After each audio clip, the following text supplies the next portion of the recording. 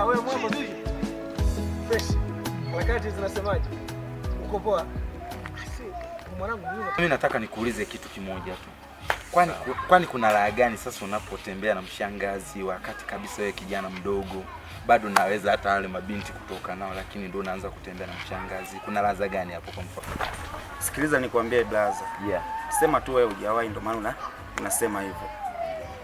Ila kukaa na mshangazi kuna raha yake. So kwamba sijawahi mdogo wangu. Nishatumiaga sana hizo vitu.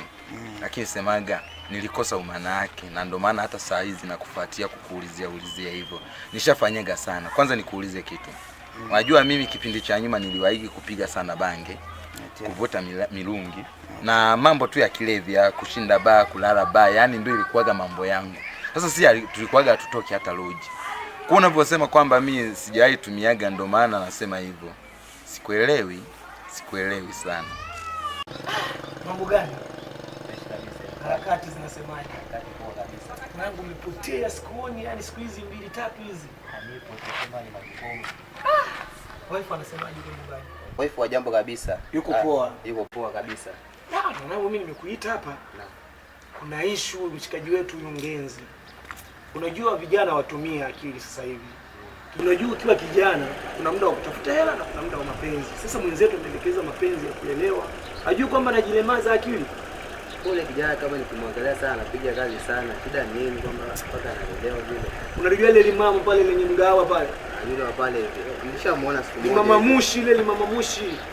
Sasa kwa dogo tumtafute huyo. Mwanangu mimi kaniuze lakini niliongea na mwanangu Lasi tukayapanga nikasema hivi tulijaribu kumshauri kama kijana mwenzetu ili asipotee. Unajua haya ni maisha. Tusiposhauriana na maana mwenzetu akipotea tunaonekana vijana ni waovyo. Ndio. Na maana kinachotakiwa hapa hata kama ukimuona mseme na maana tukao tunamsema na kaka. Yaani unachekesha sana. Wewe mwenyewe umesema hapo kwamba ushawahi kupitia mambo hayo yote. Sasa kwa nini mimi nisiyapitie? Na wakati wewe ushawahi kuonja na ukaona raha zake. Hapo kuna raha, yani kukaa na mshangazi kuna raha yake, si unajua? Haina shida mdogo wangu, kwa sababu kama utayadharau maneno yangu, lakini kuna muda utakuja yakumbuke.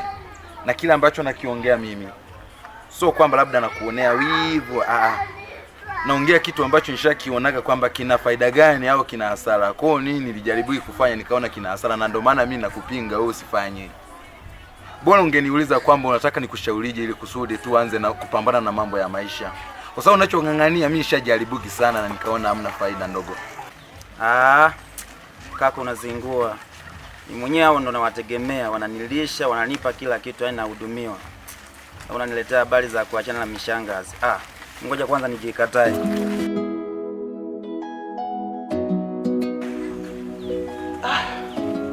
Sasa mbona mdogo wangu najaribu kumshauri na anielewe ambacho nakiongea.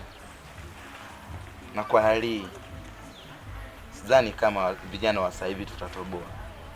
Lakini angenielewa, angefaidi sana. Ngoja nimwache atajionea mwenyewe. Nimwache hivi atapotea alafu pia si hapa atatudhalilisha sisi. Nakubali kaka. Itafanya hivi. Mtafute, ongee naye. Tumpange mambo yaende fresh. Basi fresh mimi naenda hapo maskani kidogo job hapo tutawasiliana. Ngoja basi. Basi poa.